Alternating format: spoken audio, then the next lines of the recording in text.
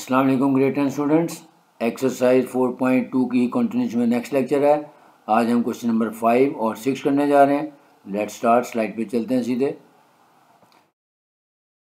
Exercise 4.2 partial fraction question number 5 आपके सामने 7x + 4 divided by 3x + 2 into x + 1 का whole square. क्योंकि again repeated nature का है, तो रिपीटेड नेचर में आपको बताया कि जो रिपीट हो रहा है उसको हम दो अल्फ़ाबेट्स अलाउड करेंगे और जो एक लीनियर फैक्टर है उसको ए। तो हो जाएगा let 7x + 4 over 3x + 2 is equal to, यानी पहले वाले फैक्टर को a मिला और फिर b ओवर x + 1 और फिर c ओवर x + 1 का होल स्क्वायर, जैसे कि क्वेश्चन नंबर 1, 2, 3 और 4 में हम कर चुके हैं। अब multiplying both sides bye 3x + 2 into x + 1 का होल स्क्वायर। अब जब हम मल्टीप्लाई करेंगे तो a के साथ आ जाएगा 3x + 2 कैंसिल हो जाएगा, a into x + 1 whole square. फिर b के साथ दोनों आ जाएंगे, x + 1 भी आएगा और 3x + 2 आ जाएगा और c के साथ x + 1 का होल स्क्वायर कैंसिल हो जाएगा और 3x + 2 आ जाएगा। So 7x + 4 is equal to this. Now putting equal, बारी बारी लीनियर फैक्टर को इक्वल टू 0 पुट करते हैं। Put x + 1 is equal to 0, so x is equal to -1। अब -1 की वजह से ये a वाला भी 0 हो जाएगा और ये b वाला भी 0 हो जाएगा, लिहाजा डायरेक्ट c में वैल्यू पुट करेंगे। सो 7x + 4 यानी 7 into -1 + 4 is equal to c into 3 और x की जगह आ गया -1, तो -3 + 2 करेंगे तो आ जाएगा -c और यहाँ पे आ जाएगा -7 + 4 यानी -3। So -3 is equal to -c which is means c is equal to 3 आ गया। अब दूसरा factor 3x + 2 is equal to 0, यहाँ से x की वैल्यू आ गई -2/3, इक्वेशन नंबर 1 में पुट कर दें।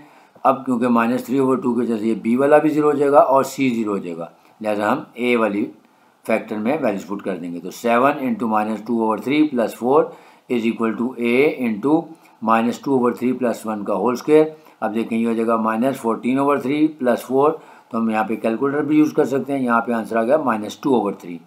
इसी तरह राइट हैंड साइड पे 1 - 2/3 करेंगे तो आ जाएगा 1/3 और उसका स्क्वायर लेंगे तो आ जाएगा 1/9। अब यहाँ से हम क्रॉस प्रोडक्ट भी कर सकते हैं, या ये a का जो कोफिशिएंट है इसको पूरे को उधर ट्रांसफ़र कर दें और वहाँ जाके इसका रेसिप्रोकल ले लें। So a is equal to -2/3 multiplied by 9/1 या 9, लिहाजा a की वैल्यू आ गई -6। अब a और c आ गया और b के लिए हम करेंगे एक्सपेंड कर देंगे गिवन इक्वेशन को। सो एक्सपेंडिंग इक्वेशन नंबर 1। अब इसी तरह एक्सपेंड करेंगे, x + 1 का होल स्क्वायर का फार्मूला लगेगा x² + 1 + 2x, फिर ये b है तो पहले 3x से दोनों को मल्टीप्लाई करें, 3x इंटू x हो जाएगा 3x² + 3x, फिर 2 से मल्टीप्लाई किया तो 2x + 2 आ गया और ये आ गया c इंटू 3x + 2 ऐसे ही आ गया। अब आगे इसको एक्सपेंड कर दें, सो ax² + a + 2ax, फिर इसी तरह b से इसको मल्टीप्लाई कर दें तो 3bx² + 3b, अब ये 3x और + 2x 5x हो गया तो +5bx हो जाएगा और फिर +2 × b = 2b। अब यहाँ से कोफिशिएंट्स अलग-अलग कर लें, इसमें से x² कॉमन कर लिया, ax² और ये +3bx² में से जब हमने x² कॉमन कर लिया तो आ गया a + b into a + 3b into x², फिर ये 2a + 5b और +3c, इसमें से x कॉमन कर लिया और बाकी कांस्टेंट टर्म्स को अलग कर लिया। इसी तरह लेफ्ट हैंड साइड पे हम एडजस्टमेंट करेंगे, x² यहाँ पे क्योंकि मौजूद नहीं था उसके साथ 0 लगा देंगे। So 0x² + 7x + 4 is equal to whole expression आ गई। अब लिखेंगे बाय कंपेयरिंग कोफिशिएंट्स, तो a + 3b यानी x² का कोफिशिएंट को कंपेयर करते हैं। x² का कोफिशिएंट है a + 3b और यहाँ पे है 0, so a + 3b is equal to 0। अब यहाँ पे हम इसकी वैल्यू पुट कर देते हैं, a की वैल्यू हमने निकाली है -6, so -6 + 3b is equal to 0। So 3b is equal to 6, क्योंकि -6 है जब उधर जाएगा तो +6 हो जाएगा। अब ये 3 यहाँ पे मल्टीप्लाई यहाँ ला के डिवाइड कर दें, so b is equal to 6/3 means 2। अब इस तरह हम आंसर लिख देंगे, hence 7x + 4 over 3x + 2 into x + 1 का whole square is equal to a की जगह आ गया -6 प्लस b की जगह आ गया 2 और c की जगह आ गया 3। नेक्स्ट क्वेश्चन नंबर 6, ये रहा आपके सामने 1 ओवर x - 1 का whole square into x + 1। Again अब x - 1 रिपीट हो रहा है तो लिहाजा इसको दो अल्फ़ाबेट्स मिलेंगे, a over x - 1 plus b over x - 1 का होल स्क्वायर प्लस तीसरा लीनियर फैक्टर c, तो c ओवर x + 1। अब ऐसे ही multiplying both sides by the product of the denominator यानी x - 1 का होल स्क्वायर इंटू x + 1।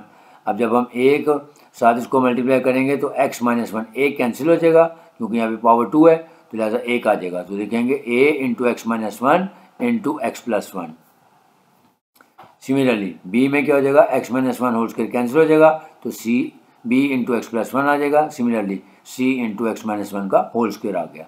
अब इसको बारी बारी पुट करेंगे। Put x minus one is equal to zero और x plus one is equal to zero. पहले x plus one is equal to zero put किया तो x की वैल्यू आ गई माइनस वन।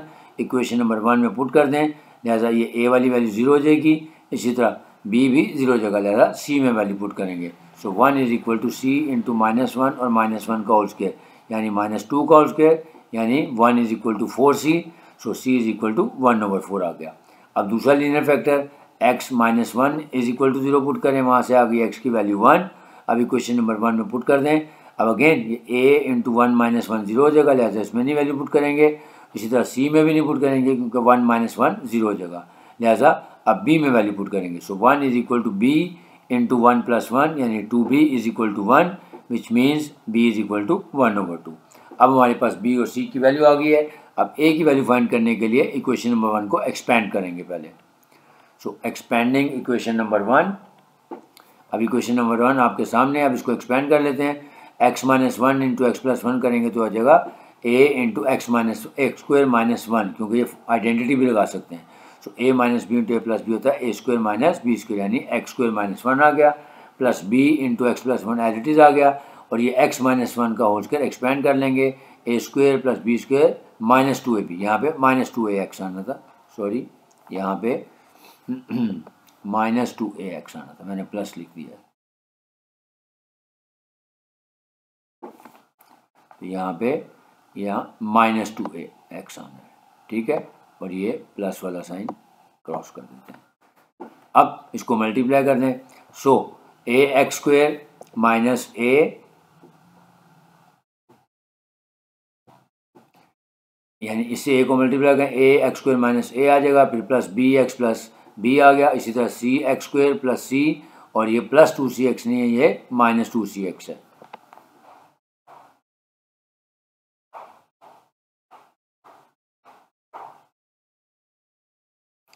ठीक हो गया।